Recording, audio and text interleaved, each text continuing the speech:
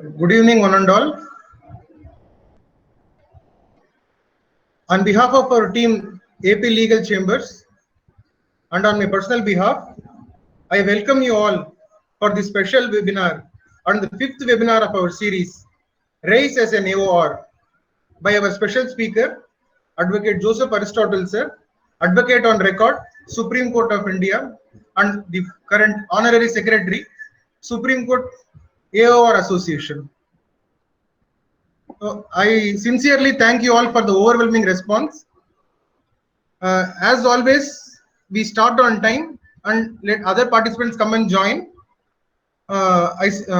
This only just a small introduction before we start, kind of a note. Kindly, all the participants are requested to kindly put your mute from your end, and if possible, you can also disable your video. The entire session is a interactive and moderated session. If you have any questions to ask our special speaker, he would be very glad to answer all the questions. I request you all to kindly message your questions in the chat box, and all your questions will be answered by him.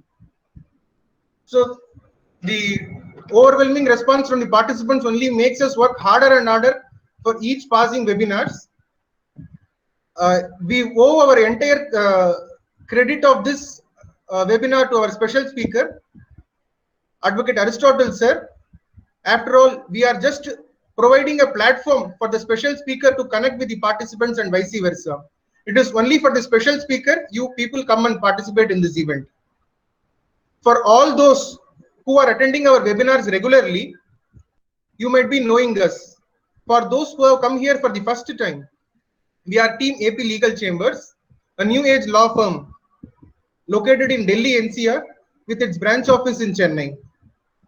We started our journey in the year 2017 with a vision of providing plenary services to our clients and to resolve their legal issues.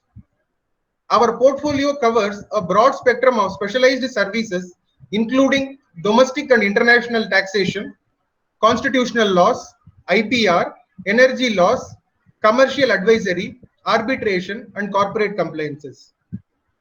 We started this webinar out of our passion for law, and due to the fantastic response from these participants, we are organizing the webinars on every Thursdays and Sundays. This is the fifth webinar, and this marks a special beginning for us. To make our fifth webinar special and memorable, we are introducing two new segments in this webinar. The first one is APLC's APLC. It is Ask the Popular Learned Counsel. We have prepared a few questions from our end and would be asking them to the special speaker after his presentation gets over. And I am sure it will be both interesting and informative. The next segment which we are introducing today is Connect with us in your native language. Our special speaker of the day is a multilingual personality and would be glad to answer your questions in Tamil, Hindi, Kannada, Telugu, and Malayalam. You can ask your questions in English, and if you would like to get your answers in any of the regional languages mentioned above, kindly mention it in the chat box itself. Your question will be asked in English language, and the same will be answered by our special speaker in the language of your choice.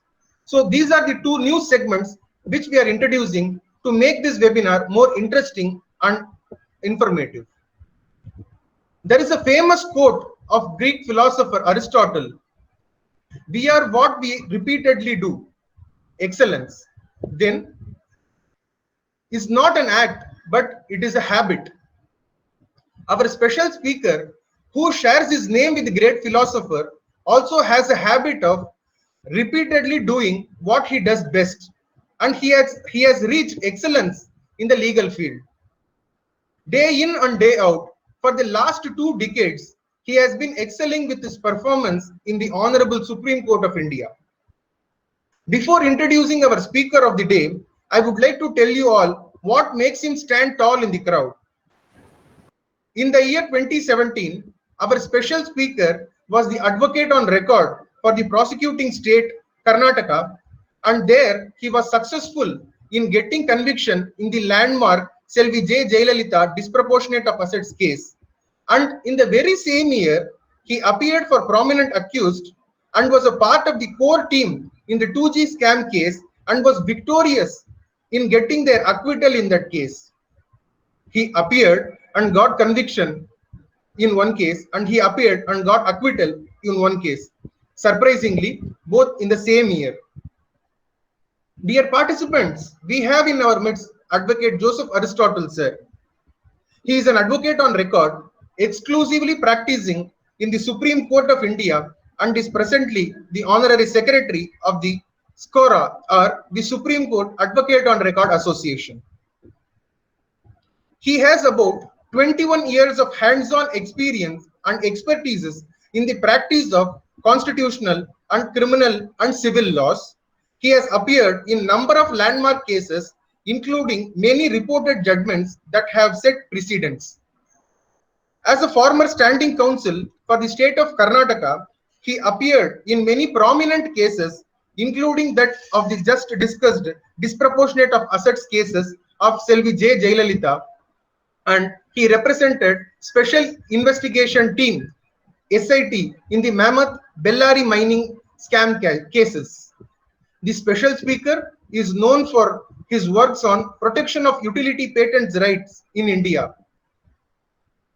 As mentioned earlier, he is a multilingual and multifaceted personality. I wholeheartedly welcome you, sir. You have graciously accepted our invitation without any hesitation. Our special speaker today will be speaking on the topic race as an AOR. Just like you people, I am also eagerly waiting for a speech to have a better understanding about the concept of advocate on record itself. Welcome to AP Legal Chambers webinar, and I hand over the session to our special speaker. Over to you, sir. Thank you. Yeah, Anand, thank you for this. It was not necessary to introduce me so long comparing to many other special speakers you had. I thank you for that introduction, Anand. And formally, I thank you. I thank APLC for this privilege and actually this esteemed opportunity that you have given to share my thoughts and experiences as an advocate on record. So I would formally thank Anand for this invitation and also an opportunity to actually share what share our experiences as we have traveled about a decade of practice as AOR and about 20 years of practice with the aspirants and with the lawyers who want to or who are aspiring to be AORs in the future. So I would first of all, in the introduction itself, make some things clear that at the outset, I would like to say that whatever I am expressing and sharing in this particular talk and discussion, I would make it very clear is in my personal capacity, and I do not in any way represent or would any way opine that it is also in any way associated to the chair I hold or with the association that is SCORA. And one more thing, I would make it quite clear to the AOR aspirants also that this is more or less of a discussion, and it's my request that you be updated with the notifications because there are regular amendments in the Supreme Court rules as well as the regulations for the advocate on record exams. So this need not be treated very academically because it's a very broad aspect. I can say a very bird's eye view what I'm going to give of a lawyer's career who would aspire to be an advocate on record. Especially, I can say of advocates who are ambitious, who are non-delegates or far from Delhi, who would like to, start their career from the trial court, then proceed to the High Court and then make it to the Supreme Court. So this would be a very short kind of, I can say it would be more of an interactive discussion and a very short talk. What I had made it very clear to Anand because it is more, I would say it communicates better when it is more interactive and there is discussion than for me to just keep speaking about it because it would get very academic. Now to begin with, what I could say is that advocacy, as we all know, is something that you can excel when it's in your blood or it's in your passion. I would say that that fire and that unextinguished ambition is what that is required first for successful advocacy. And this begins, or the journey of a lawyer, I can say, begins from your days of law school. I can say as you're a student. So we would now say, as a student, you have so many opportunities these days, unlike we had in the early 90s, or most of them had, I can say, in the late 80s or early 90s. We come, at least I come from a generation where at that part of time, in fact, my background was science, and I'm sure many of the other, many of my contemporaries also come from different background of their education. It need not be anything to be law specific. To be very short, what I would say is law was an option sometimes if you did not get to become an engineer or doctor, unlike these days. So that is why I see most of the lawyers at that stage, at the stage which we hail from, would be more or less, having different kind of backgrounds. We did not have any entrance exams, etc. So our days of student was also very academic. It was only confined to subject, unlike these days where you have open internships, where you have so many other visits. You have police station visits, you have jail visits, and you have opportunities to work under different kind of practitioners, firms, etc. But when your journey begins, it begins as a student, and then you get to intern. Now, why I'm saying this is because it is at this time itself that you begin to have a decision, or you tend to decide where you might fit in. Because the days of school, many may dream of being a litigating lawyer, but they may turn out to be a very successful non-litigating lawyer. They may think of practicing tax laws, but they may be practicing general laws. They may think of practicing general laws, but they may practice another particular field which they might have not even thought of. Now, subsequently, when you plan it from those days, when you plan it from your law school days, you then begin with your internships. And I would opine that to the students here, as Anand was telling, many of them are students also, that you can, at the time of internship, try different kind of advocates.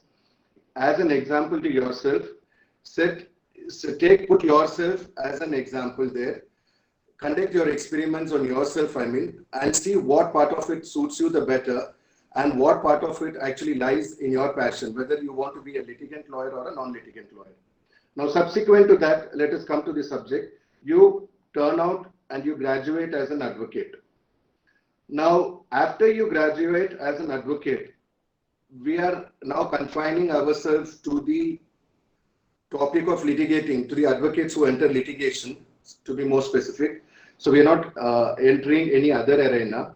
So when you enter the litigation field as an advocate, when you graduate and you're enrolled in the bar, then most of them would begin in the trial court.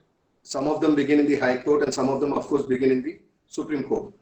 So now, traditionally speaking, or even otherwise, what, as per the SCR rules, the 4 years time that is given for you to be eligible, what happens to a litigant, to an advocate who enters litigation is, he would start probably in a trial court for some time, then to the high court, and then he would raise himself to the Supreme Court. That is why we would call it as raise himself to the Supreme Court, and then he would now endeavor himself to be certified as an advocate on record, as he would like to act and plead in the Supreme Court. So now, to be more subject oriented in this, if you see the Supreme Court rules, which is the, I can say, the Bible of any advocate on record, it prescribes or it defines only three kind of advocates. One is an advocate, then you have an advocate on record, and then a senior advocate. Now I'll just read the relevant portion for you. If you have section 2(1)(a), small a, it would say advocate means a person whose name is entered on the roll of advocates prepared and maintained by a state bar council under the Advocates Act 1961. Now subsequently, if you come to advocate on record, this you will find in 2(1) subclause B, in the 2(1)(b). small b, where it says advocate on record means an advocate who is entitled under these rules to act as well as to plead for a party in the court. Now here I would like to pause. It gives you two basic functions. One is to act and one is to plead for a party in the court. And the court here obviously means the Supreme Court. Now this part, to act and to plead for a party in the court, is something you do not find in the advocate as well as in the senior advocate. Now let me see. Now I'll just read senior advocate. That is 2Q. You can just note it down as 2Q. Senior advocate means any advocate so designated under subsection 2 of section 16 of the Advocates Act, and all such advocates whose names were borne on the roll of the senior advocates of the court immediately before the commencement of chapter 3 of the Advocates Act 1961. So when we have these three kind of advocates, now we narrow down ourselves to advocate on record. Now, if we take anything to do with the advocate on record, for you to understand and to begin a career, as I would say repeatedly, everything is there in the Supreme Court rules. So the Supreme Court rules is your Bible, and that would completely guide you to be a successful advocate on record.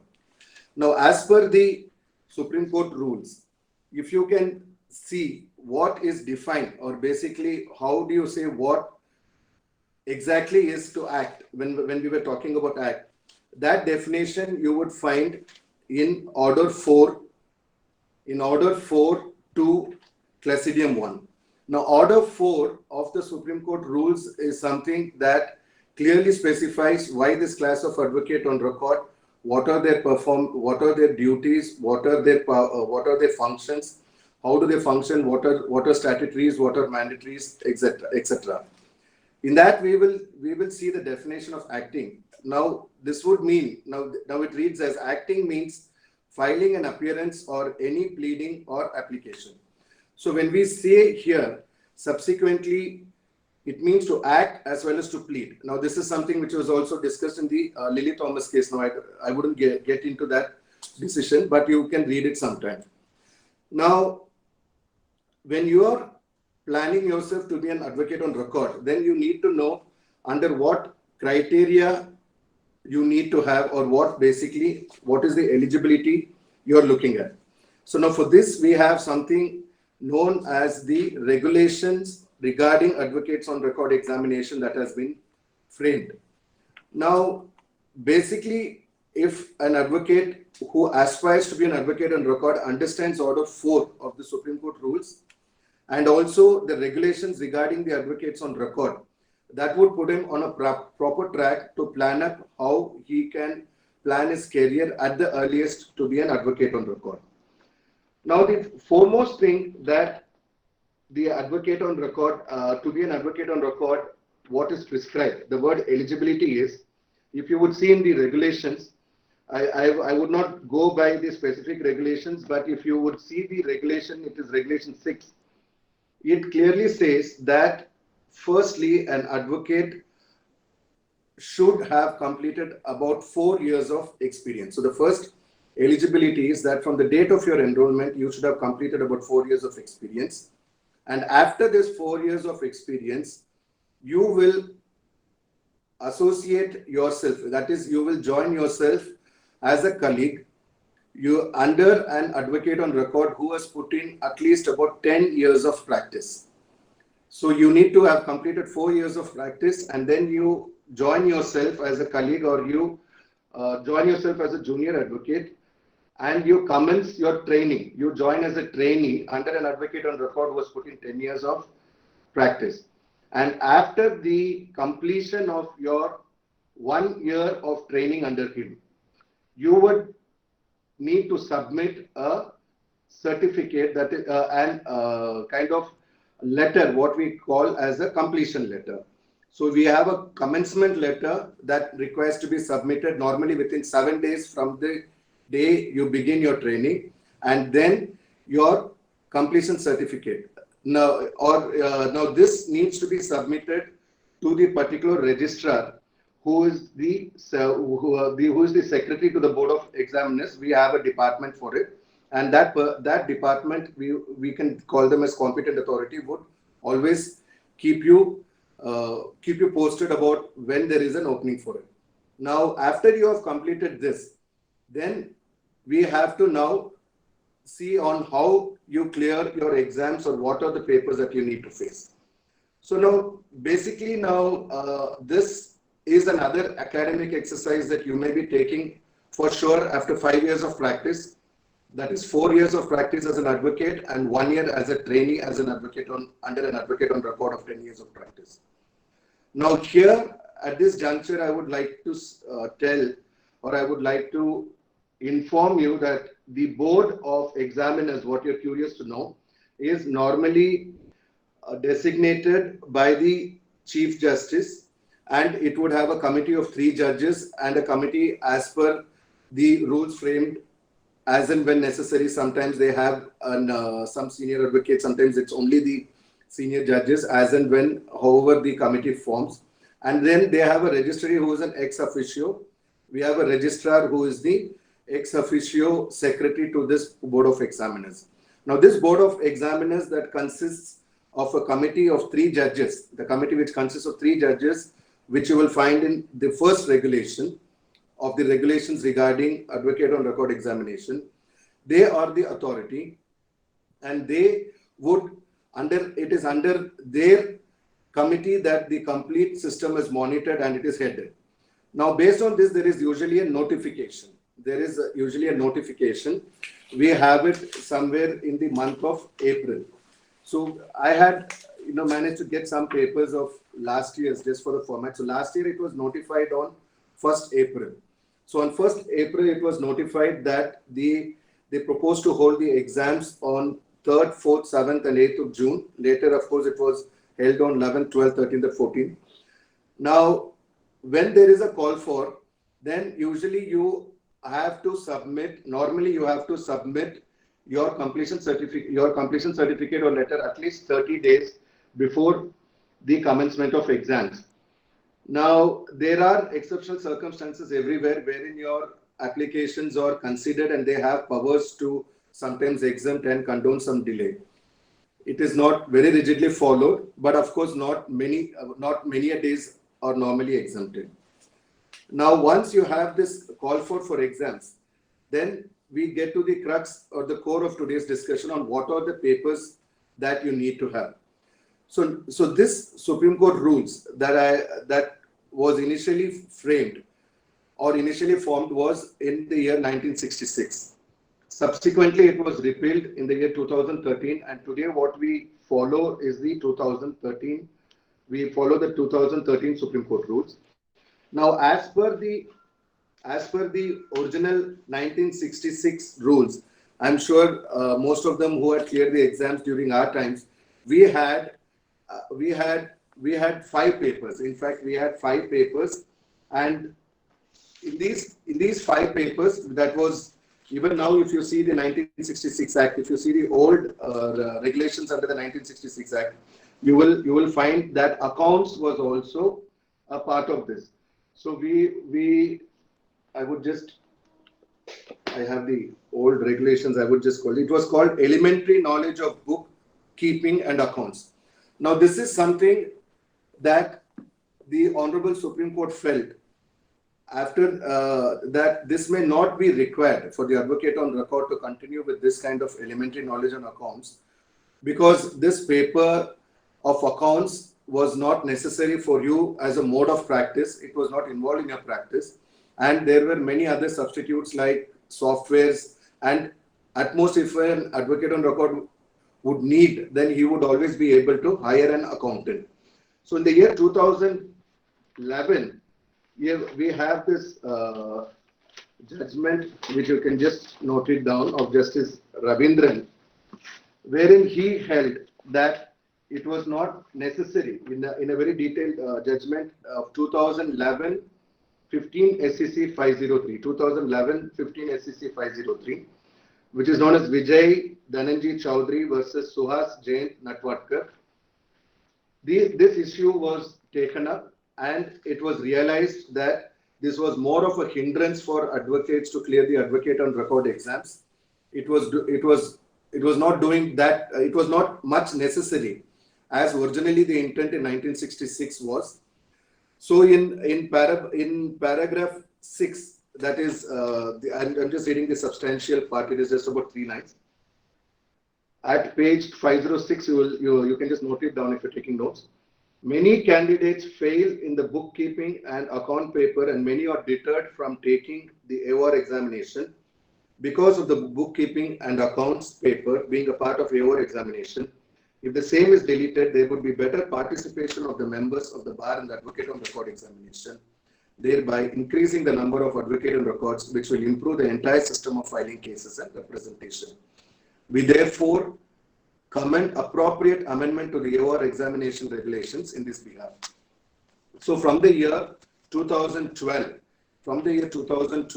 this paper was deleted, and then on we have only the present 4 papers what we'll be discussing now. So you will have to prepare on 4 important papers, that is on practice and procedure, which would be a paper on the Supreme Court rules. It would completely cover Supreme Court rules. Then you would have drafting and pleadings. Then you would have advocacy and professional ethics and leading cases. Each paper of them will be for 100 marks. Now at this juncture, let me pause and let me say why these 4 papers and why this training.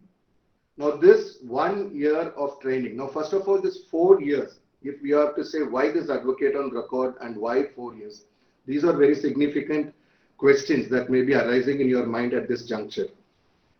First, foremost, the 4 years, the object is to bear in mind that an advocate on record, before you seek to be an advocate on record, you have at least put in 4 years of practice.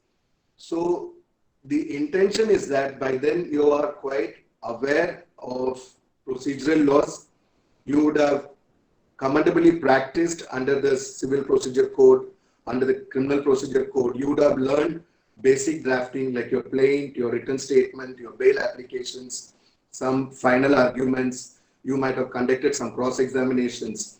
So when you have this basic knowledge, then you have to mandatorily join under an advocate on record who has crossed 10 years. Now why 10 years? So that advocate on record is experienced enough. He is also well versed in the procedures that he would be able to tutor you. Under him, why this 1 year? Now under this 1 year, you are going to learn these 4 subjects which, trust me, are the 4 pillars of an advocate on record. These are subjects which touch the basic principles of your practice in Supreme Court. Now during your tenure of this 1 year training, as you keep working as an assistant to this senior who is in Supreme Court, who is an advocate on record for about 10 years, you learn the practice and procedure being with him day in, day out, because you see so much of pleadings going out of the office. You see how different it is from the other courts, how unique it is in Supreme Court. Because what we have to bear in mind is the Supreme Court caters to the whole country. It is the apex court of the largest democracy. And when it caters to the whole state, it has to have its own uniqueness and uniformity without borrowing it from any other states. So this 1 year of this training makes you, and it gives you an opportunity to learn. Now, when your senior is drafting and you draft, then you learn how a special leave petition is different from a regular plaint that you might have drafted under Order 7 or a 226 petition that you might have drafted. The prayer, the declarations that we make, which I will take you as we go through the subject, is different. So throughout this 1 year, you get opportunity to peruse as well as to draft different pleadings of different subjects, I can say. And at the same time, you also learn the registry work. Half the practice and procedure, the way of process we take is different. The caveat we file is different. The certified copies, the procedures are different. And then may I say, even the caveat. For example, if I have to say we have a procedure to file caveat even for criminal petitions, which as far as I know, I practice in Karnataka, we never had. And then we have many other different kind of practices here. Like you just cannot give a no objection and walk out of the case from your client. You're responsible. There is a particular procedure. In fact, even your appearance slip is prescribed under Form 30 of the Supreme Court rules. So you learn all this for 1 year. Now, after you learn this, you will be very prepared. Trust me, you will have the practical knowledge and it will be very easy. Now, in this process of 1 year, leading cases is something which you will be thorough of, or you will at least be required to know, or you will at least say, I will say that you will touch most of them when you are drafting any case. And ethics is something that the advocacy and ethics is something that you build during your practice. When you argue, when you are on your legs and you argue in court, you build the skills of advocacy. Many times seniors also give you the opportunity. So these 4 subjects, you learn it practically for 1 year. So after you learn it 1 year, that's why we call it as a commencement and then a completion. After you complete, now you have a complete practical idea of what the Supreme Court rules are. Like we have, when does a single judge sit, when do you have a chamber judge, and then you might have drafted different kind of petitions like SLPs, transfer petitions, maybe even summary petitions, original suits, etc. And maybe you in the art of advocacy, you would have been very fair to the court. You might have assisted the court in a right way. You might have even confessed about an overruled judgment which is in favor of your opponent counsel, wherein you would have learned ethics. Now, and the leading cases, as I told you, which you might have used for the drafting.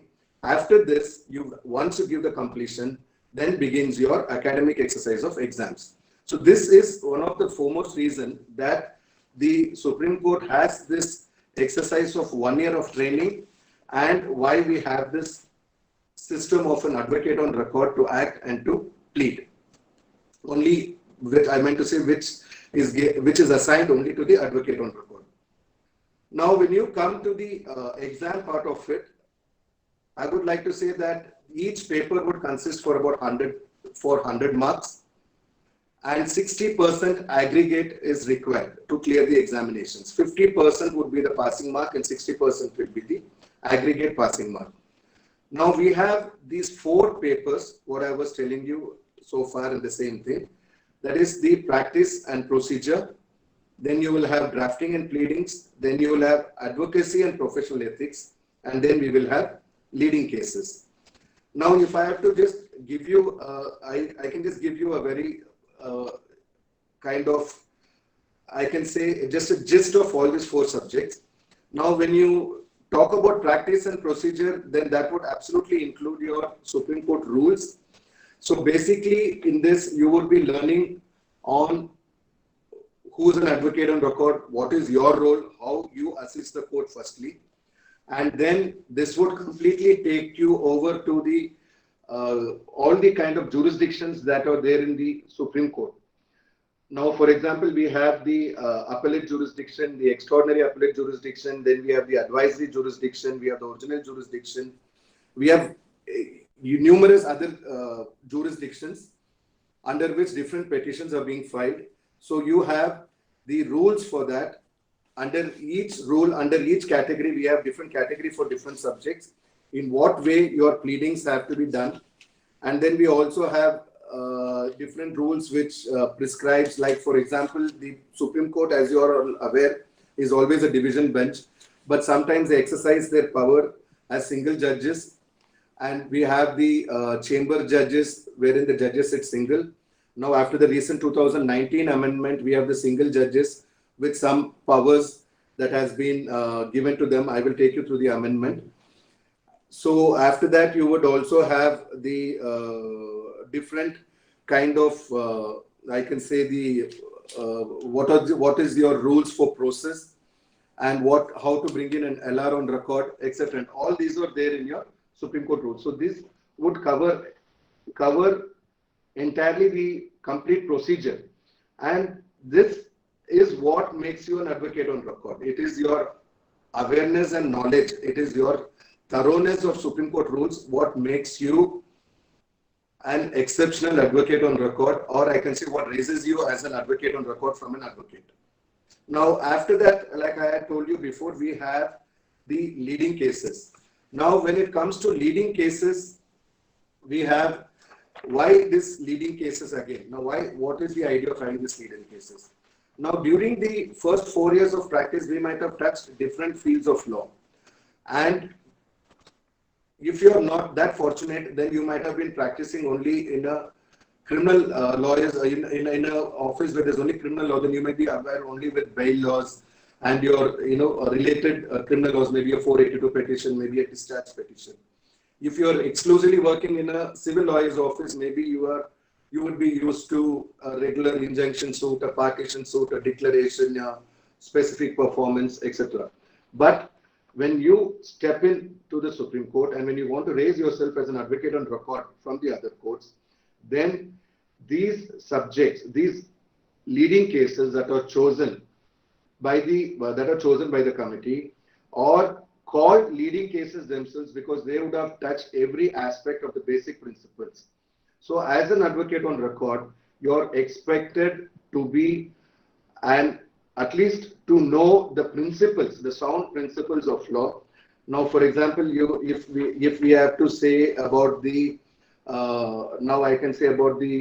if you are taking about the NJAC judgment, then you would need to know about the judge's transfer case. Then you would need to know what is the relevance between the word of consultation, concurrence, then whether there is power for the judiciary to whether there is supremacy in the judiciary. And then we have the other different kind of matters. Then you may have cases which are related to reservation, wherein you will know the complete. It may be dealing with Nagaraj's case, Indra Sawhney's case. Then we have the Hura's case, which would enlighten you on the principle of curative petitions, which we have only in Supreme Court. And then, I'm just giving you a gist of different kind of cases that you have. Then you will surely have some cases which takes you to the basic structure of constitution. Then we have cases like TMA Pai's case and Inamdar's case, which takes you into laws on minority, then laws on education. So this leading cases normally, which are 100 in number or they touch every aspect of law. You may have cases like Sadananda's case, wherein the death sentence was reduced to life means life. And these kind of different cases. You will have the Vishaka's case, wherein exceptionally guidelines were laid pending legislation. So when you read all these kind of leading judgments, when you read it even from the aspect of a lawyer, you are refreshing your mind also, and at the same time, not just as an exam, you are also knowing that it is completely refreshing your knowledge. You get to know so many principles of law. Your footing, your foundation, your basic principles becomes very strong. Now, with these principles in your mind and with the procedure, then you go on to the paper of drafting. We have the drafting. Now, in drafting, you will realize that the Supreme Court drafting is entirely different. So we have a very prescribed form of drafting that is prescribed in the Supreme Court rules itself. We have the concerned forms for what we have, in what form would be the special leave petition, in what form you need to have a writ petition, what requires to be averred there, what requires to be signed, say by the advocate on record. Now, for example, in an SLP, you will be having, I can say you will be having about 2 declarations which is mandatory that you require to give. And what will be more astonishing to you is the prayer of Supreme Court. The prayer that we make in the Supreme Court most of the time in all the special leave petitions is very simple. We ask the Honorable Court, we just ask the Honorable Court in simple words to grant leave and it's not a detailed prayer, like unlike our trial courts. So all this is prescribed. Now, during the course of drafting, you also get to know other petitions that you might have not drafted otherwise. For example, it can be a transfer petition, which can be a civil. It can be a transfer, say about a trial from one place to another place. It can be a transfer of a matrimonial proceeding from one place to another place. It can be a review petition, how the review petition is different and what certificate requires to be given by an advocate on record. Then it may be a curative petition. It may be an original suit between states. So so you will have this also covered under the drafting, under the paper of drafting. And then you would have professional ethics and advocacy.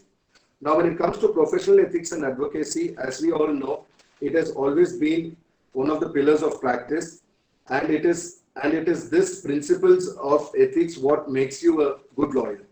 We have instances where lawyers have earned, have earned their reputation for years, but when you realize that they're unethical, you will be able to lose everything in a moment or over one single matter. Now, advocacy involves when you present yourself in all fairness to court, along with your other skills. It can also include in being fair to your client, being fair to the bench, being fair to your own conscience, I can say. And and then when it comes to ethics, most of the questions that we used to have is what are the norms of whether a lawyer, whether an advocate, if an advocate is aware that that there is a judgment which is against him, and if the bench is not aware and if his opponent is not aware, what would he do? So these were the kind of questions we used to have. Now I don't know. Of course, it may be there or may not be there. And so these were some regular questions we used to have. Whether a lawyer can advertise, then how do lawyers strike? Whether it is ethical for a lawyer to involve in strike practices like boycotting court. So these kind of things, you read everything, and obviously as an advocate on record, you would be expected to follow the 7 lamps of advocacy, which I'm sure all of you will be aware. And when you complete these papers, when you prepare for these 4 papers, these 4 subjects give you the basic principles. They give you the footing or a proper established sound ground for you to be a good advocate on record. Now, the question papers with regard to these 4 are all available on the website of the Supreme Court of India.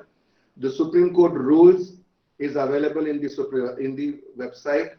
The regulations for advocate on record examination is also available in the website. This is one of the reasons I didn't make any slides or share the screen, for the simple reason because everything is available in the website firstly, and secondly, normally there are some minor amendments always in the in different years while conducting examinations with regard to dates and with regard to attempts, etc. Now, with regard to because time is running out, with regard to last year's examinations, I can just quickly tell you how the papers were framed, so that you will have you can just have an idea. Now, with regard to practice and procedure, we had 4 questions for about we had about yes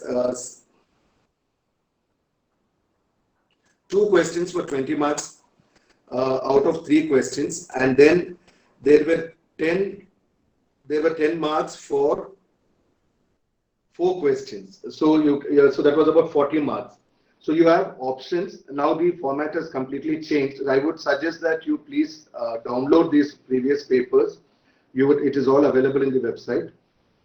And what I would say consolidatedly, irrespective of, in spite of going through each paper, is normally in all the 4 subjects, one question is, there is no choice for one question. Normally one question the examiner always expects you to answer. In the other 3 questions, for example, for at least about 75 marks, there may be an option. But normally for 25 to 30 marks, they do not give an option. Now, coming to how do you prepare? Now, how do you prepare for these exams? Now, how do you prepare for these exams is a little different than what we might have done in our law school days. It is entirely different, because I would say that one needs to one needs to I can say one needs to first, it may be very I can say it may be very humorous, or it may be very silly for me to say, but first thing is handwriting. One very important thing that first all of them require to start working or to begin working is on the handwriting. Because if we have to question ourselves, we all will realize that it has been ages since we have written anything. As seniors, we are used to dictating something, or maybe as juniors and as students, we are used to typing something. So trust me, we have to start learning to write back. I mean to say learning as in to pick up speed and legible. There are many candidates who have not procured marks, although there is substance, because their answers were not legible. So the first thing is handwriting. And the second thing that I would suggest is answer all the questions. Please answer all the questions, because what happens is, you should always remember, this is not an exam wherein you're becoming or you're passing your LLB, but it is a qualifying exam. The examiner just requires to know whether this particular candidate knows the concept or not. He is not expecting you to explain everything. So if, for example, a paper like drafting would require a lot of time, because many years always we get complaint that in drafting the time was not sufficient, or many of them could not complete. In fact, last year we had I think they were given extra about half an hour time to understand the paper. So after understanding the paper, they were given time to start drafting. Now, even in this, what happens is, most of the time when you get grossed into one question, you run out of time. So I would request that, or probably share my experience, that be very strategic in time allotment. You can probably allot about 5 to 10 minutes, say about 15 minutes for knowing each of the question. You're given about 180 minutes. So if you have 4 questions, you can divide it. And then you can, out of 5 minutes for each question, understand the question, because the questions normally are very tricky, because it is obviously a qualifying exam and they want to know your application of mind. Now, for example, I would come paper to paper. In practice and procedure, first of all, in practice and procedure, if they are aware that you are thorough, or your knowledge is good in knowing which particular order or which particular rule, the moment they see the order and rule, the examiner is convinced that this candidate has prepared and he has worked hard for the exam. When it comes to leading judgment, if you write how this judgment was distinguished by the prior judgment, or what was the difference of opinion between, if there was a majority view and a minority view, or if you write your view, or in case there were many questions for reference and some questions were not answered, then the examiner knows. And one more thing, please remember, for leading cases, the court, the authorities provide you with head notes. Please remember, and please be informed that the court authorities provide you, the registry provides you with head notes. Now, in these head notes, they do not require you to, they do not insist on reproducing the head notes, but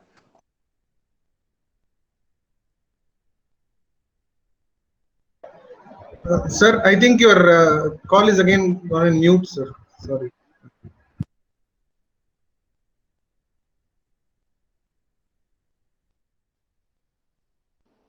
yeah, I'm sorry.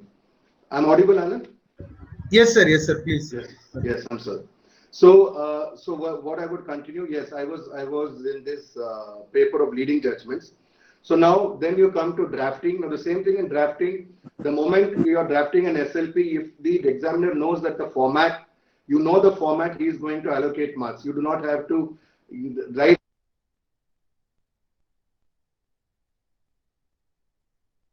Sir. Yes, Anand. I think Yes, yes. hope the host is not muting. Hello, Anand. Can you hear me? Yes, sir. I am able to hear you, sir. Please continue, sir. Yeah. No, I thought it got boring and you mute me. No, no, no, no, not at all, sir. Okay, Please. not so far, not so far. Okay. No. So what I would say is that is how you would take care of leading cases. And about practice and procedure, I've already discussed. Now, when it comes to drafting, as I was telling you, ensure that whatever is mandatory, like the two declarations we give, like the first is the declaration that there is no other petition that has been filed against the same impugned order. Then the other declaration wherein we say that no other ground that was not pleaded in the trial court. Now, this is something what the examiner wants to know whether you have done, the format of it. If it is a transfer petition, if it is a writ petition, the format is different. The mandatory undertakings, the statutory undertakings that the Supreme Court rules provide. If you have highlighted those, then the rest of it probably is something which is not very much required that you need to lose time on. So time management, handwriting, and to answer all exams and to bear in mind that you're writing a qualifying exams is very important, and that is something that you need to probably remember. And now after this, now getting back to the regulation. So what happens after your exams? Now after your exams, if you have cleared the exams, which I'm sure all of you would, then there is a formal registration. There is a formal registration that you need to do. In that formal registration, you have to just give your, there are some, it's a formal application. And in that formal application, you just comply with it. And after you comply with it, there is a chamber judge proceeding. There will be a single judge proceeding. On that particular day, all the passed out, or all, like in 2019, 200 and now in 2020, we had 230 advocate on records passed out. So now they had, in fact, an online registration, which we had arranged from SCORA. I will come to that later. So now you will once be cleared, then I would say that on that day, I will tell you that day is the pride. That day is the pride when you pass your exams and there is a chamber judge the next day that who's going to proclaim you as an advocate on record, who's going to register you as an advocate on record. Dear friends, that day you sleep as an advocate and you raise next day as an advocate on record. And that, I will tell you, is the pride that you will know that in the whole of the country, we are only 2,777 as on date, as per the website.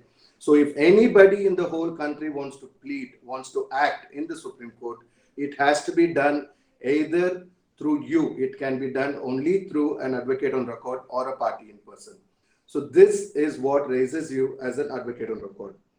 Now, unfortunately, for some of them, if they are not able to make it for any reasons, then we have some relaxations. For example, if a person has cleared all the papers, for example, if he has procured more than 50 marks and not a 60% of aggregate, then they are permitted to write one paper as per the regulations. But sometimes they do liberalize it to such an extent that you can probably withdraw and write all papers. And then we have candidates like who might have attained 60% of aggregate, but might have got less than 50% marks in one subject. But if they have gained more than 40 in that, then they may be permitted to write that one particular subject. And if they get more than 50 in that subject, and if the aggregate is above 60, then you clear the exams. All this, everything that I am discussing with you is in Supreme Court rules and it's in regulation. It is not very long. The complete regulations are only about 14 to 15, which you can understand very easily. And another seriousness that you have to consider or you have to remember is, if you do not make it up for all the papers in the first attempt, then you are not permitted for any more attempts. This is something that is very serious. So you have to take the exams seriously. And on the other side, even if you are not able to make it for more than 5 attempts, in other words, I would say there are only 5 chances. You can read regulation 11, which is very clear about it. And normally, there is no revaluation procedure.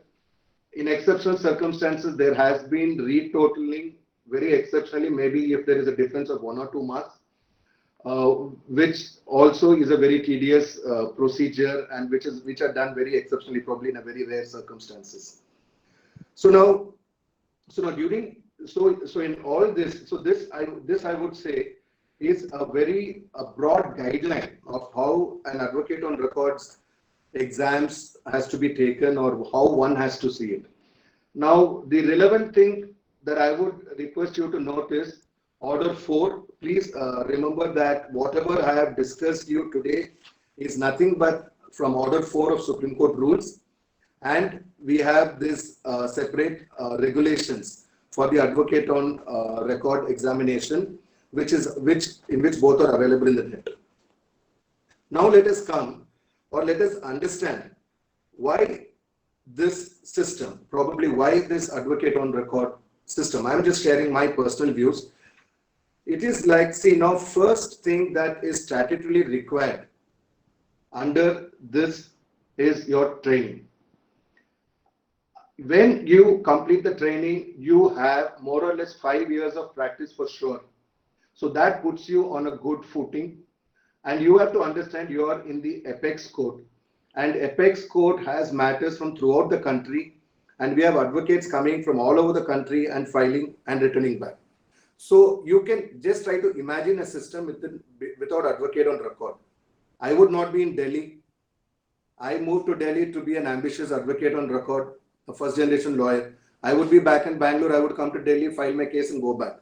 If the respondent wants to serve me a copy, or if they want to take process for everything, it would be very chaotic. We cannot actually imagine the Supreme Court without advocate on record. So I can say advocate on records are the strings of practice in the Supreme Court. They are the web, they are the bridge, I can say, between the bar and the bench. So everything is based on the advocate on record. So what I would say is, like, statutorily, you should have an office within 16 kilometers from the premises of Supreme Court. This is prescribed in the Supreme Court rules in Order 4. You can just note it down. It's Order 4 Rule 5. Order 4 Rule 5, which is very clear on what needs to be your eligibility and what you require to be an advocate on record. So now, by this 16 kilometers, one thing is that the first thing that is established, the intention of the rules is an advocate on record is accountable. He is available. Tomorrow, for example, I need to stay a death sentence case. If I'm, for example, it is from state of Orissa or it is from state of Bihar, how would I go and obtain it? How would I go and serve a copy? How would I have an overnight proceeding? So the advocate on record for that particular state would be available within 16 kilometers. There is an accountability, there is a discipline, there is an uniformity in the practice. So this is mandatory. And so the Supreme Court, being the Apex Court, in keeping all this in view, they have this system of us advocate on records to act and to plead, which gives us this privilege. And then now the next thing that you have is a clerk. You need to have a registered clerk, and this clerk should be registered within 28 days from the date of your registration. The day you're declared an advocate on record, registered as an advocate on record after clearing the exams as on the date of chambers, from then you're normally given 28 days to register a clerk. Now, why this clerk? Now, again, this shows how disciplined you are in the work, because you are also an officer of court. You are not expected to be in the registry. So having a registered clerk also shows how responsible you are as an officer of the court as well as to your client. You may have 3 or 4 matters where you're assisting, you're pleading, you're acting on behalf of your client, and it is mandatory that you have a clerk. In your absence, your clerk is available. In your absence, your clerk does the registry work. And we all know as advocates how important a clerk is to an advocate. Most of you will know that as good as a wife in a personal life, so good is the clerk to a lawyer in their professional life. So this too is mandatory. This makes it very clear that you have a uniform system.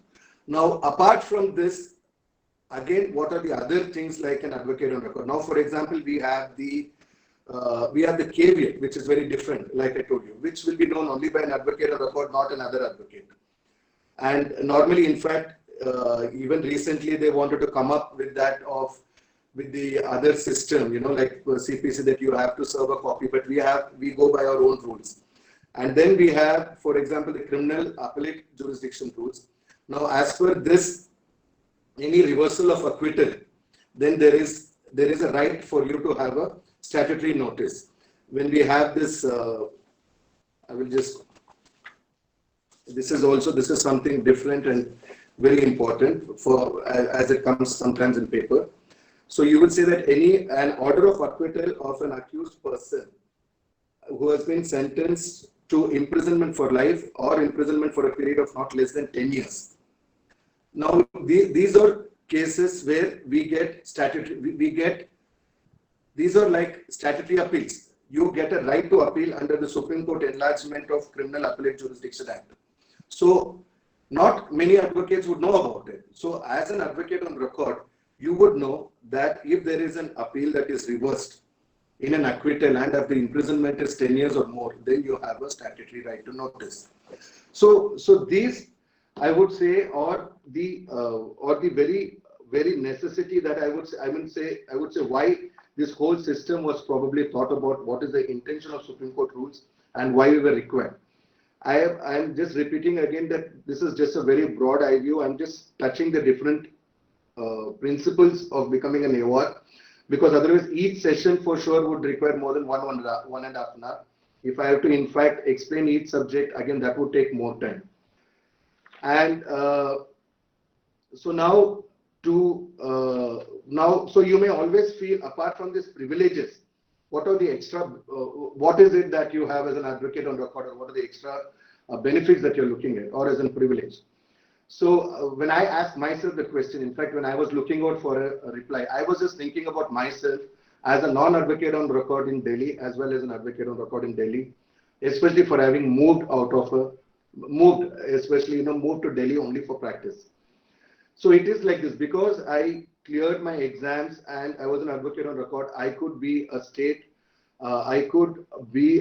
standing counsel of the state, because for most of the state panels, it is mandatory that you have to be I think most of the states, I can say that you require to be an advocate on record.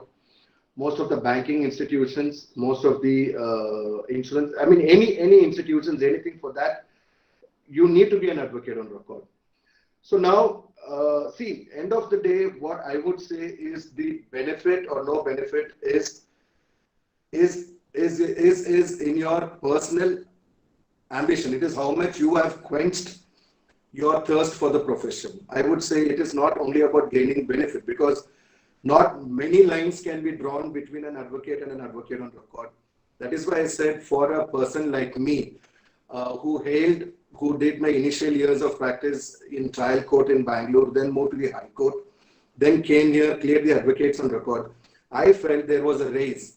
There is a raise, and you raise as an advocate on record, because here, as an advocate on record, you have the privilege to act and plead in the Supreme Court. And as I told, in the entire fraternity, there are only 2,777 people who are registered as advocate on record. So any day it is a pride, it is a privilege, it is an extra feather on your cap. Now, more or less to conclude, I can just, I think I will just broadly take you through whatever was there as quickly as possible. So we began today's discussion by I can say from the law school days as a student, how you would learn to probably analyze yourself as a student, whether you fit into the litigation or non-litigation. And then if you feel that after your internships, you are right and you have the patience to be a successful lawyer, then you can choose litigation. And now after you choose litigation, how you travel as an advocate. And after you begin your journey as an advocate, if you are looking at a gradual growth, like if it is a trial court, high court and Supreme Court, then it is at this time that you require to clear your advocate on record exams. For that, I said, I was telling you about your eligibility, which requires to be about 4 years, and after 4 years, you take 1 year of training along with an advocate on record who has completed 10 years. So you give a commencement certificate when you begin your training under an advocate on record who has completed 10 years of practice, and then you give your completion certificate. After you submit your completion certificate, immediately in the next exams, you would be eligible to take the exams.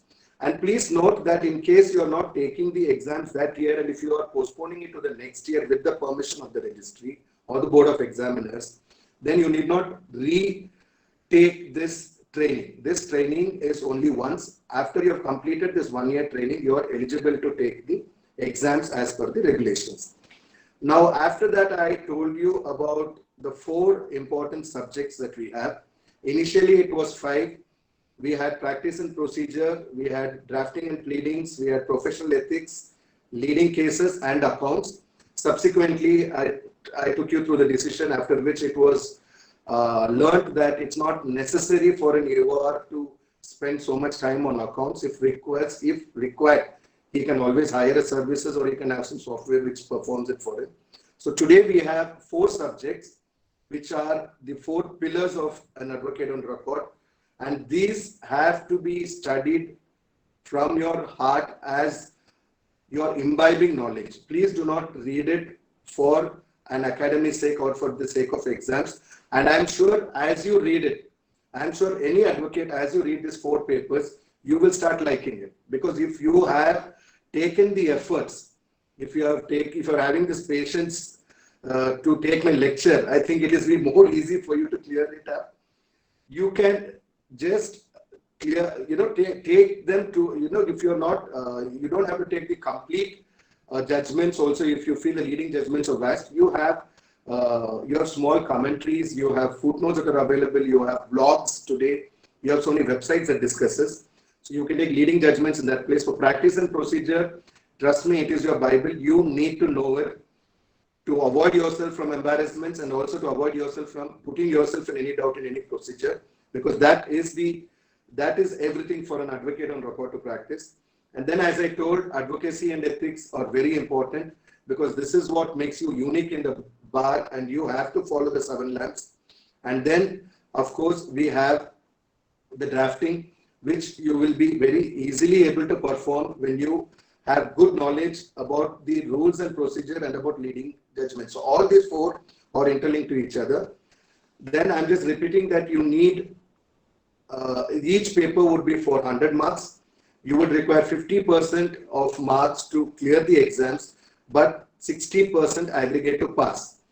To be an advocate on record, to pass each paper you need 50%, but if you do not have a total aggregate of 60% exams, then you may need to retake the exams.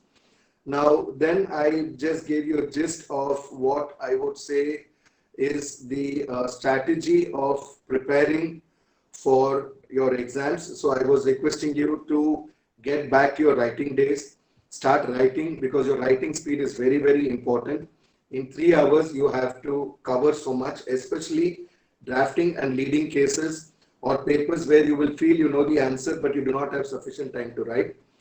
So then how to probably analyze your question papers, and then to ensure that you answer all the questions. Please ensure all the questions. Even when you are assigned about half an hour for 25 marks, and if you are even in the middle of it, you can leave it and you can start the next 25 marks, because if you have written half the answer, that will fetch you extra marks instead of exhausting more time in it. So please ensure that you attend and write all the exam, all the paper, all the questions. That is very important. And then after you clear the exams, you have the formality of registering yourself, of the registration process, wherein you will be declared formally as an advocate on record by a single judge in the chamber proceedings. Thereafter, within 28 days, thereafter a computer code is assigned to you. You can start filing in your individual name from the day your computer code is assigned to you. To be more precise, then you will have a form wherein your signature needs to be given to the IT cell, so that your signature is not misused. After that, you need to ensure that the clerk is registered in 28 days. The moment you comply with all this, you're all set to start as a successful advocate on record. Then we discussed on why this advocate on record system. I told you basically because we are the apex court. The whole idea is to have a well-trained advocate, a well-knowledgeable advocate with at least 5 years of practice, and then that he is established in Delhi as an office within 16 kilometers and also an registered clerk. So now, so dear friends, this more or less is, I can say, a very broad way of looking at how one can begin their journey towards an advocate on record. And to conclude, I can say today we have in the Honorable Supreme Court, or I can say our own dear President, Sri Ramnath Ji is an advocate on record. And we have 4 judges today in the bench in the Honorable Supreme Court who were advocate on records. That is Honorable Justice Uday Umesh Lalit, Justice Lalit, Justice Kanvilkar, Justice Indu Malhotra, Justice Ravindra Bhatt. They were all successful advocate on records who subsequently were designated and are now in the Supreme Court as judges. So dear friends, I would just conclude by saying that, see, one thing what aspires us to be good lawyers is the very thought that of what Lord Denning once said is that be you ever so high, the law is above you. Be you ever so high, the law is above you. So we as lawyers, we have, today we are practicing and we have control, and your knowledge of law and you to be an advocate on record can take you to places, because nothing is above the law. And when you know the law, you are there to be the best, and that depends on how good your passion is. I would only say that the whole journey of advocacy begins with your passion and the fire in you to be the best advocate. And before I conclude, I would like to thank the AP Legal Chambers for this wonderful opportunity they have given this evening. It was a very august gathering, and this opportunity, I'm sorry if I've crossed my time limit, but you can refer to the rules and regulations for what I've told. Now, I really heartily thank Anand for this opportunity, and AP Legal Chambers, although they began in 2017 at Delhi, and they have their branches in Chennai, and they're expanding into so many other cities now. They have been doing, I can say, a fantabulous job, and they've been organizing this very well informative webinars on different subjects. And I know I know how tough it is to organize each webinar, the amount of time it takes. So I thank Anand, Pallavi, Arun, Palo, Aditya, and the best part of this is they are all in ANP. All the names either start with ANP. So it is not just Anand and Pallavi, but they also have Arun, Palo, and Aditya with them, who run this AP Law Chambers, who are specialized in tax and others. So I thank you guys again for this wonderful evening and for this opportunity again. And I would like to again have a rider that whatever I've shared with you is my personal view. It is only a very, I can say I've just touched each part of it. Otherwise, we require a lot of time to get into the subject, and you can contact me anytime, or you can contact me to Anand for any doubts with regard to these exams. And in case if I missed something, I hope I'm not missed anything. In case I missed something, I would ensure that it reaches you. Thank you, Anand.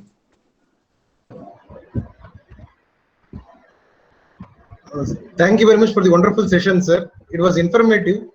At the same time, we were all engrossed with your speech, sir. We were constantly taking notes of all the things which you have told, and I'm sure most of the people who have attended here have an aspiration to become an AOR one day and emulate you, sir. Thank you, Anand. Yes, sir. Sir, we have got quite a lot of interesting questions in English as well as in regional languages. Yes, Anand. Yes, sir. But before that, as I said earlier, we have got a new segment which is being introduced here as the 5th webinar, as a special webinar, APLC's APLC. Before going into the questions of the participants, I would just like to ask only one question from our end just for the want of time, sir. Yes, Anand. Yes, sir. Sir, is there any specific steps that are to be taken by the advocates who are practicing in tier 2, 3, and 4, 5 cities, sir? Is there any special arrangement that needs to be done by them, considering the cost of living and considering other expenses that are needed to survive in Delhi? Yes, Anand.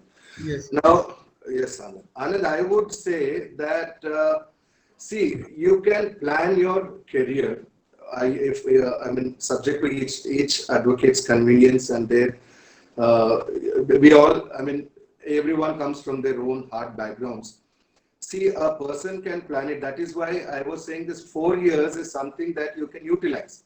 In my personal opinion, I would say that an advocate after he graduates can start from his trial court practice. That is my personal opinion any day. And even otherwise, in reaching Supreme Court before 4 years, you cannot commence your training. So maybe you can start your trial court practice. After you start your trial court practice, you can also have your high court practice. Now, during the trial court practice, you have evidence. See, Evidence Act is something you are not going to get in your appellate stage. The art of cross-examination. As a junior, I used to cross-examine people 3 times of my age. You may be a police, maybe a simple mazar, but still that thrill and that, as an advocate, you're out, you're questioning him, he's in the witness box. You feel so much of pride in you. All this is something in trial court. We still have so many lawyers who have not come out of trial court. But for an aspiring AOR, I would always say, build your blocks. Finish your trial court practice maybe for about 2 years. And then you can always have high court for about 2 years. So this gives you a good footing, as well as you will also get good knowledge and some time for you to make some kind of settlement. If not some kind of settlement, trust me, if you're a lawyer who's traveling, if for example, I moved from Bangalore, my practice in Bangalore today has any day contributed to my practice in Delhi, because this 4 years of practice will also feed you. Tomorrow, it is a cascading effect. When a trial court matter is dismissed, it comes to the High Court. From the High Court, it comes to the Supreme Court. So when you raise yourself from the trial court, the High Court to the Supreme Court, tomorrow if you need a Supreme Court matter also, it's your own friends or colleagues from there who's going to give it to you. So it is possible. It is possible.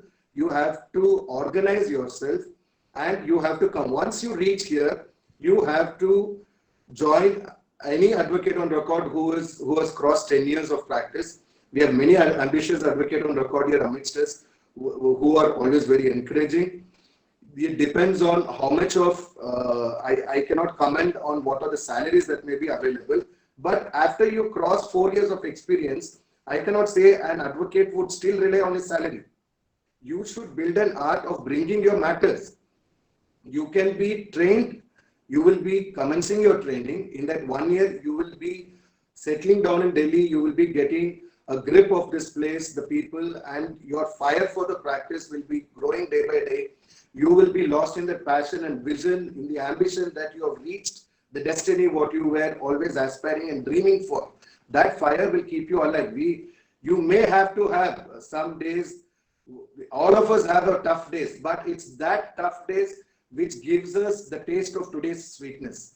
So you have to, I'm not saying that it is a cakewalk, but it is not very tough of one would think. You can do it.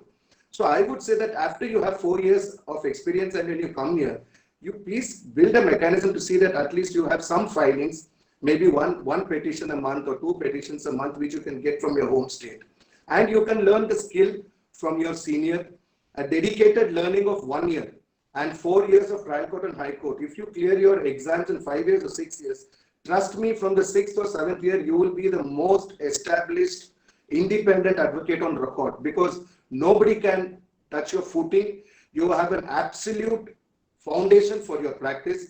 You can stand against any other lawyer because your knowledge and experience will match it.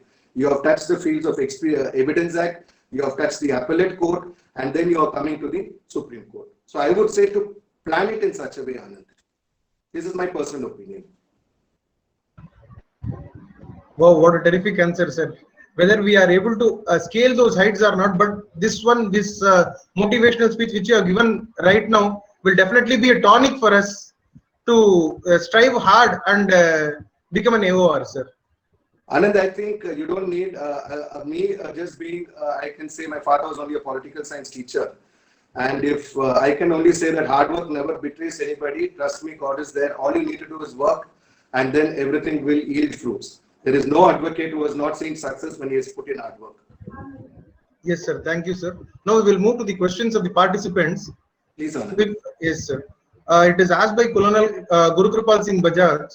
Dear sir, after retirement from services, is it possible for army officers who are legally qualified and conducting court martials, is there a possibility of becoming an advocate on record?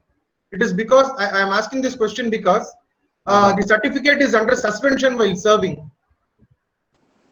Okay, see, I would put it this way: any advocate as defined in the Advocates Act or as defined in the Supreme Court rules, if he is eligible to practice and then if he complies with that order 4 rule 5 which I was saying, then he would be eligible depending on individual cases based on his enrollment. Yes, sir. I am sure he would have got the answer for this. Now moving on to the next question, it is asked by Ms. Rama T. Who corrects our answer sheets in the examination? Yes, this is something very important. See, now we have the Board of Examiners. Thanks for this question. Actually, I missed that aspect. Now, this is a very good question. Now, this Board of Examiners that I was telling you will normally constitute about 4, sometimes they have 5 or 6 senior advocates who would frame the question papers and also who would evaluate the papers. So what I wanted to tell you at this juncture is something important to all of them on screen, is that please ensure that you attend the lectures. Thanks for asking this question. I had forgotten this. The Supreme Court registry itself, that is the organizers themselves, always conduct these lectures. Please note, I'm sorry, I forgot, this is a very important aspect. The very same advocate, the senior advocate who frames your question paper, he is always invited for a lecture. So he lectures for at least 1 hour on that particular subject. If a particular senior advocate is chosen for practice and procedure, he would deliver a lecture for at least about 1.5 an hour on a particular day in the Supreme Court in one of the court halls. So please attend that lecture. That is very, very important, because most of the time, whatever is discussed by them will be the questions, or there may, I cannot say will, may be the questions. There are chances that 70 to 80% of the question papers are covered by that particular person in that lecture. So this is very important. So please make a note of it, that you should be able to attend those lectures. They are very important. Apart from the other lectures, there are many other lectures. From SCORA, we conduct lectures. Sometimes the Bar Association conducts lectures. There are private ambitious lawyers who deliver lectures. But ensure to attend the lectures which are delivered by the senior advocates who are assigned to evaluate the papers and frame the question papers. Yes, Anand. Yes, sir. Thank you, sir. Moving on to the next question. It is from Mr. A.K. Subramaniam. Can a person from South India come and survive in Delhi without knowing Hindi? He wants his answer to. He wants the question to be answered in Tamil, sir. Yeah, பேர் என்ன சொன்னீங்க? Sir, Arun Kumar Subramanian. சரி. Subramaniya sir, நீங்க யாரா இருந்தாலும் நம்ம இடத்துல இருந்து, நம்ம சவுத்ல இருந்து இங்க வந்து ஒரு நல்ல வழக்கறிஞரை பிழைக்கலாம். நானே இருக்கிறேன். என்னையோட ஐ டோன்ட் திங்க் என்னையோட ஒரு பெரிய எக்ஸாம்பிள் தேவை. ஹிந்தி வந்து தேவை. இப்போ நம்ம கோர்ட்ல வந்து மோட் ஆஃப் இன்ஸ்ட்ரக்ஷன், நம்ம வந்து மோட் வந்து இங்கிலீஷ். ஸோ நீங்க இங்க வந்து உங்களுக்கு மற்றபடி நீங்க எப்படி நீங்க தமிழ் மொழியை வச்சுட்டு நீங்க ஒரு தமிழ் மொழியில நீங்க பிழைக்கணும், இல்ல உங்களுக்கு ஹிந்திக்கும் எனக்கு தெரிஞ்ச அளவுக்கு ஹிந்திக்கும் அட்வொகேட் ஆன் ரெக்கார்ட் ஆகுறதுக்கும் அட்வொகேட் ஆன் ரெக்கார்ட் எக்ஸாமுக்கும் ஒரு சம்பந்தமும் இல்லை. நம்மளுக்கு எக்ஸாம் எழுதுறதுக்கு தமிழும் தேவையில்லை, ஹிந்தியும் தேவையில்லை. Fluency in English, accuracy, how short and crisp, எவ்வளோ அழகா நம்ம அந்த பேப்பர் எழுதுறோமோ அதுதான் முக்கியம். இது வந்து உங்க ஒரு உங்களுடைய ஒரு தீர்ப்பு. நீங்க வந்து அந்த சம்பவத்தை நீங்க வந்து எப்படி சமாளிப்பீங்க? Yes, sir. I think I'm sure he can manage with English if he is really interested to survive in or compete in Supreme Court. So moving on, is an element to hinder you from being an AOR. Yes, sir. I think we have to rise above that also. We have to rise above the language barriers also if we need to compete with the best among the best. Yes. Sir, moving on to the next question. It is by Mr. Prasoon Vashishta. It has been asked in Hindi, sir.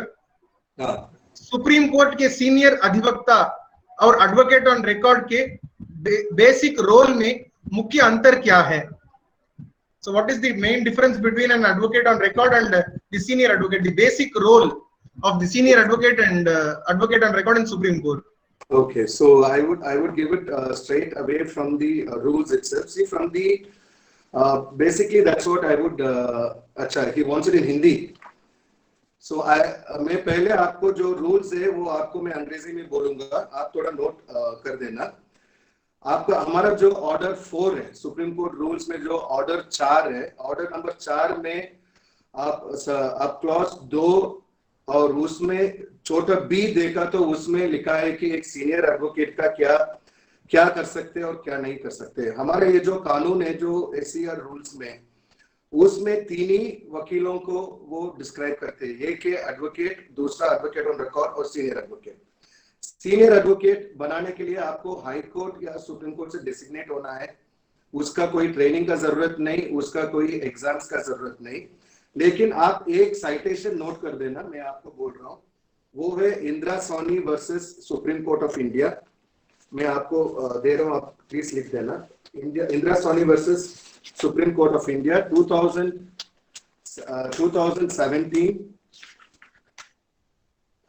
मैं आपको दे दूंगा. Just 1 minute. I'm just kidding.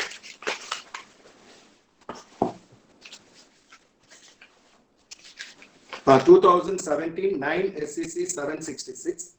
आप इसमें अगर note किया तो supreme court का अभी ये जो नया है, जो Indira Jaising versus Supreme Court of India through secretary 2017 9 SCC 766, इसमें लिखा है कि क्या तरीका होता है. उसको भी मार्किंग्स होता है. जैसे चाहिए तो अगर 10 साल का अनुभव है आपको तो वो 10 पॉइंट मिलेगा. अगर 20 साल का अनुभव है तो आपको 20 पॉइंट मिलेगा. उसके बाद जितना जो जजमेंट्स है, अभी जो कितना आप आर्ग्यू किया है, कितना स्टैंडिंग है रिपोर्टेड जजमेंट से, उसके लिए अलग से 40 पॉइंट दिया होगा.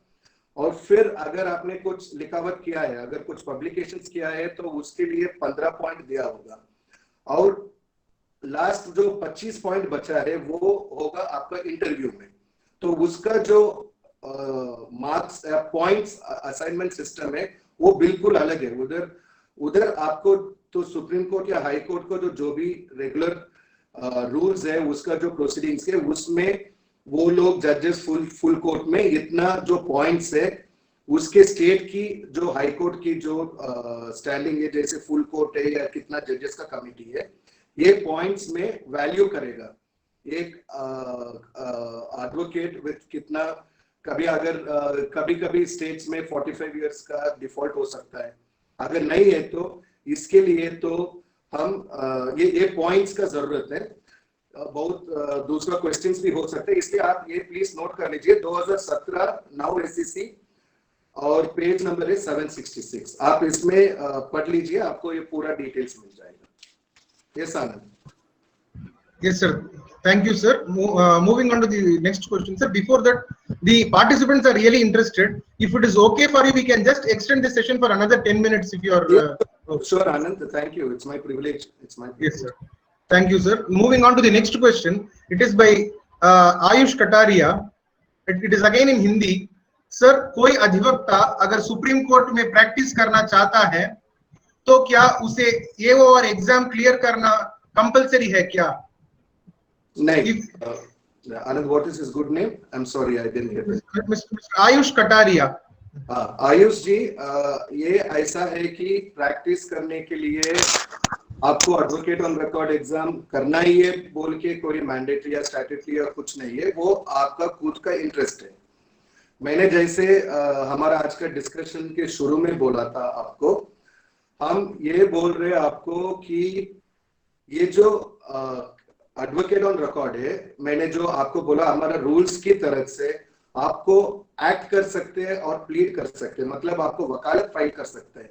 अगर ये पूरा वकील का कम्युनिटी में आज सुप्रीम कोर्ट में किसी को करना है तो मैंने जैसे बोला वो जो 2777 को लोग हैं उसके थ्रू ही कर सकते हैं।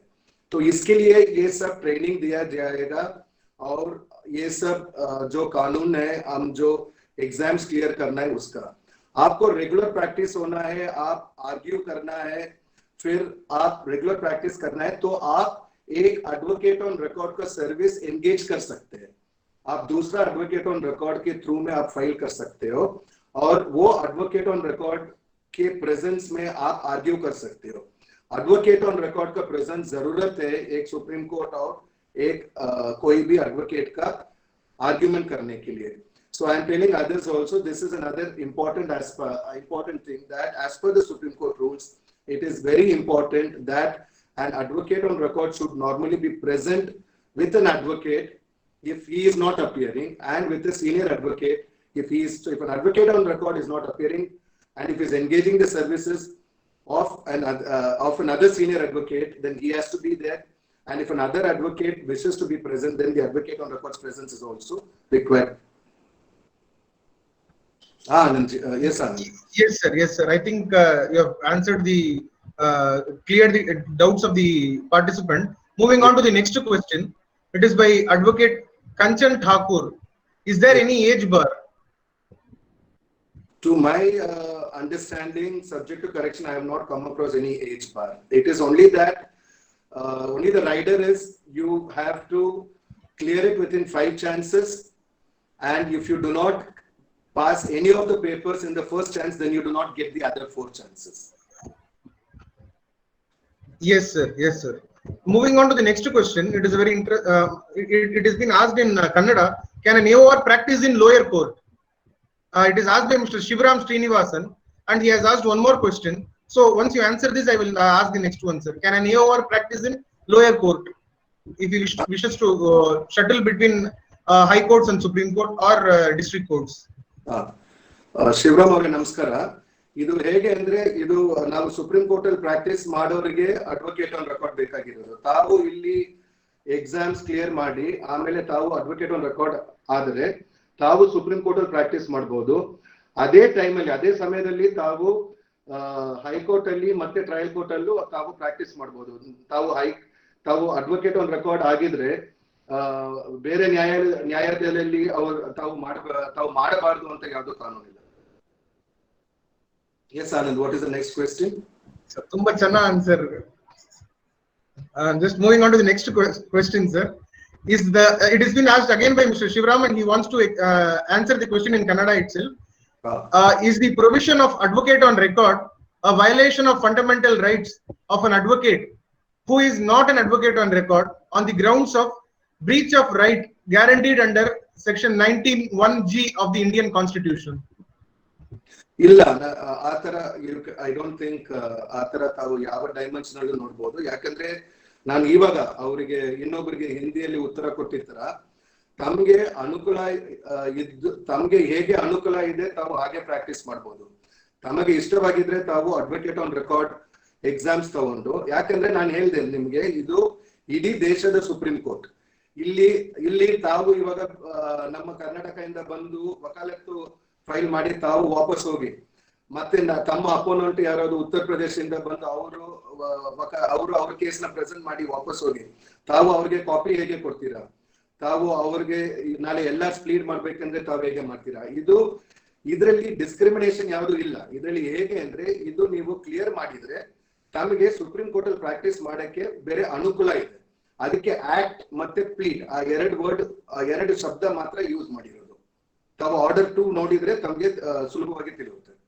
ಸೆಕ್ಷನ್ ಇದರಲ್ಲಿ ನಮ್ಮ ಸುಪ್ರೀಂ ಕೋರ್ಟ್ ರೂಲ್ಸ್ ಅಲ್ಲಿ ಸೆಕ್ಷನ್ 2 ಅಲ್ಲಿ ನೋಡಿದ್ರೆ ತಮಗೆ ಅದರಲ್ಲಿ ಎರಡು ಡಿಫೈನ್ ಮಾಡಿದ್ದಾರೆ. ಅಡ್ವೊಕೇಟ್ ಅನ್ನು ಅಡ್ವೊಕೇಟ್ ಆಕ್ಟ್ ಅಲ್ಲಿ ಡಿಫೈನ್ ಮಾಡ್ತಾರೆ. ಅಡ್ವೊಕೇಟ್ ಆನ್ ರೆಕಾರ್ಡ್ ನ ನಮ್ಗೆ ಇಲ್ಲಿ 2(1)(b) ಅಲ್ಲಿ ಡಿಫೈನ್ ಮಾಡ್ತಾರೆ. ಏನಂದ್ರೆ ತಮ್ಗೆ ಫೈಲ್ ಆಗ್ಬೋದು ತಾವು ಎಕ್ಸ್ಕ್ಲೂಸಿವ್ ಸುಪ್ರೀಂ ಕೋರ್ಟ್. ಇವಾಗ ನಾನು ಹೆಂಗೆ ನಾನು ಬೇರೆ ಜಾಗ ಹೈಕೋರ್ಟ್ ಹೋದ್ರೆ ಇನ್ಫ್ಯಾಕ್ಟ್ ಬೇರೆ ಹೈಕೋರ್ಟ್ ಜಾಗದಲ್ಲೂ ದೇರ್ ಆರ್ ಸಮ್ ರೆಸ್ಟ್ರಿಕ್ಷನ್ಸ್. ಇವಾಗ ಆವಾಗ ಇನ್ ದ ಲೇಟ್ 90s ಅಲ್ಲಿ ಹೈದರಾಬಾದ್ ಅಲ್ಲಿ ತಾವು ಫಸ್ಟ್ ರಿಜಿಸ್ಟರ್ ಮಾಡ್ಕೊಬೇಕು, ಆವಾಗಲೇ ತಮ್ಗೆ ಅಲ್ಲಿ ಫೈಲ್ ಮಾಡಕ್ಕೆ ಅವರು ಅವಕಾಶ ಕೊಡ್ತಾರೆ ಹೈದರಾಬಾದ್ ಅಲ್ಲಿ. ಅದೇ ತರ ಇಲಾಹಾಬಾದ್ ಅಲ್ಲಿ ಕೆಲವರು ಫಸ್ಟ್ ಇವಾಗ ಇದೆಯಾ ಇಲ್ಲ ಗೊತ್ತಿಲ್ಲ, ಅವ್ರದ್ದು there was a similar thing. Patna ಅಲ್ಲಿ ಇತ್ತು. ಆತರ ಬೇರೆ ಬೇರೆ ಜಾಗದಲ್ಲಿ ಬೇರೆ ಬೇರೆ ರೂಲ್ಸ್ ಇದೆ. ಆದ್ರಿಂದ ಡಿಸ್ಕ್ರಿಮಿನೇಷನ್ ಏನು ಇರುವುದಿಲ್ಲ. ಅದು ಬರೀ ಅಲ್ಲಿ ಯಾರು ಸೆಟ್ಲ್ ಆಗಿದ್ದಾರೆ ಆ ಕೋರ್ಟ್ ಅಲ್ಲಿ ಆ ಕಾನೂನಿಗೆ ತಮ್ಗೆ ಅನುಭವ ಇರಬೇಕು. ಅವಾಗ ಯೂನಿಫಾರ್ಮಿಟಿ ಇರುತ್ತೆ, ಅಕೌಂಟಬಿಲಿಟಿ ಇರುತ್ತೆ, ರೆಸ್ಪಾನ್ಸಿಬಿಲಿಟಿ ಇರುತ್ತೆ. ವಕೀಲರಿಗೂ ಮತ್ತು ನ್ಯಾಯಾಧೀಶರಿಗೂ ಒಂದು ಒಳ್ಳೆ ಸ್ಮೂತ್ ಫಂಕ್ಷನಿಂಗ್ ಗೆ ತಾವು ಅನುಕೂಲ ಮಾಡ್ತೀರಾ. That is the concept of it. Thank you very much, sir. I think that one was really I think you would have definitely got his answer, doubts cleared. Moving on to the next question, sir, I would like to just connect two questions asked by two different participants. Yeah, please. Sir, one by Mr. Bajaj, Mr. Colonel Bajaj, sir. What is the duration of being an advocate on record? So does it come with any expiry date, sir? I think that is what he wants to get answer. Just like any other this thing, does it also come with an expiry date? And adding just one more question by Ms. Soundarya, sir, is there any age limit for attending AOR exams? I think age limit, I think what she means is any minimum age which they need to attain before attempting an exam. See, as far as the Supreme Court rules are concerned, I have told you the regulations, you can go by it. It is very clear that the time limit is you have to complete 4 years. After completing 4 years from your date, then you have to initiate your process of becoming an AOR by registering. I'm sorry, by starting with the commencement certificate. So this commencement certificate, you have to start your training with an advocate on record who has crossed 10 years of experience. So this has to be registered with that particular secretary, the registrar who is in charge, within 7 days from the date of commencement. Within 7 days from the date of commencement, and from that date you have to complete 1 year. Then you become eligible. So more or less you have 5 years of experience as on the date of your exam. So this has nothing to do with your physical age, but what matters is your date of enrollment and your date of commencement and your date of completion. And now moving to the other part of the question, I can say the expiry of an advocate on record, Anand, is always victorious. You're either a senior advocate or you're either on the bench. So it is always a victorious expiry for an advocate on record. I'm sure you'll be designated as a senior advocate, or you can choose the bench and you may be blessed to be a judge. So you'll always have a very, that's why I call it as a very victorious expiry. So what a very positive way of looking at things, sir. I'm sure people will definitely get inspired with the this thing what you have told, the elevation which you have told for the AOR which he gets. Sir, moving on to the next question, sir, we are just running out of time. We will just quickly wrap with last two questions. It is one is by Ms. Radha. Yes, sir, could you let us know where are the training sessions held? See, now if you're looking at the training session, there isn't any training session. This is a proper practice. You have to practice in the Supreme Court under an advocate on record who has completed 10 years of practice. Whereas if the training session is otherwise, if it is related to the exams, then it is held in the Supreme Court campus. It is held in Supreme Court normally about 2 or 3 weeks before the exams. We have a training session about 1 to 1.5 hours each by the very same senior advocate who has framed the question paper. He trains or he delivers. It isn't a training. I cannot say it as a training. It is a lecture that he delivers. He discusses about the paper with them. So if you're looking at the training, then it is a practical practice in the Supreme Court for 1 year that you need to comply. And this is in the interest of you. You will learn what the registry is. Like I told you, you will get aware of all the 4 subjects. This 1 year equips you to clear all these 4 papers very easily. And the training otherwise is only a lecture. Yes, Anand. Yes, sir. Thank you, sir. You have briefly touched upon the training part of it. So moving on to the next question, it is by Mr. Akub Khan. Sir, which is best for Delhi-based law student? Practicing as an advocate for at least 4 years or training under an advocate on record for 1 year straight away. So I think it is very pretty clear that we need to undergo both these things. First, you need to have 4 years of practice, normal regular practice, then train under an advocate on record. I think Yes. Mr. Khan would have got the answer, sir. Moving on quickly to the last question, sir. Yes. It is by Mr. Mohammad Farhan Khan. Yes. Can a group of AOR file a case in Supreme Court in the name of a law firm collectively? See, these are bound by Rule 22 and 23. Rule 22 and 23 of Order 4 of Supreme Court rules. So normally they have rules in which there should be an advocate on record. A firm with an advocate on record, they have rules of the competent authority. You can form a firm in which there is an advocate on record, and then based on that, the number of clerks to be registered, you can file. But an advocate on record is mandatory to be a part of the firm. Yes, sir. I think Mr. Khan would have got the answer. Sir, with this, we will wrap this session. And if you ask me personally, I would like to extend it for another 1 hour. But I think you have just allocated your time in your busy schedule.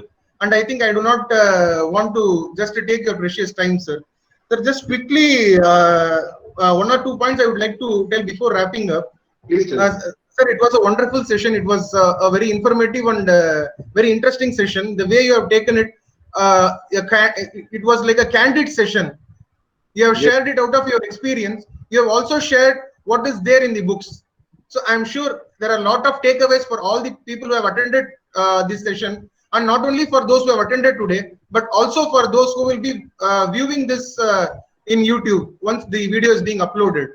I think people who need to connect with sir can ask the questions, and the same will be sent to our special speaker, and you will be getting your answers. Then one thing which I would like to tell you is, like our former President Abdul Kalam sir said, dreams are not those which comes while we are sleeping, but are those which makes us not to sleep before fulfilling them. This one, this becoming an AOR, is a dream for so many advocates who have reached to the level of competing in high courts. The next target which advocates set is to practice in Supreme Court, which is the apex court, and also to become an advocate on record.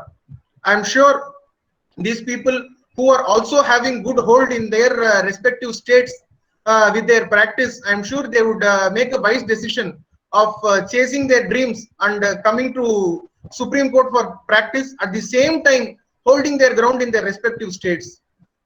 And there are seniors like you to guide us, sir. Whenever there is some doubts or inhibitions in our mind, there are people like you to guide us and take us along with you. We will always we always require your guidance in this matter, sir. And I am sure people, those who have attended this session, would definitely like to connect with you in whatever possible manner they can, sir. With this small conclusion, I would like to sincerely thank you for coming on board in our very small AP Legal Chamber organization and conducting this webinar, sir. I think you have extended, you have covered almost all the topics very extensively, at the same time in a lucid manner, sir. And I wholeheartedly thank, and on behalf of my entire team and on my personal behalf, I thank you very much, sir, for this wonderful session. Thank you, Anand. Thank you for the opportunity. Thank you. Yes, sir. Thank you very much. So with this, we wrap this session, and we have other exciting sessions coming up in the coming weeks also. Stay connected with us, and for further details, subscribe to our channel AP Legal Chambers in YouTube for getting updates, and also to be the first person to receive the videos of the current webinar. Thank you all. Meet you all in the next session, and we expect the same kind of support and patronage from all of the participants. Thank you very much.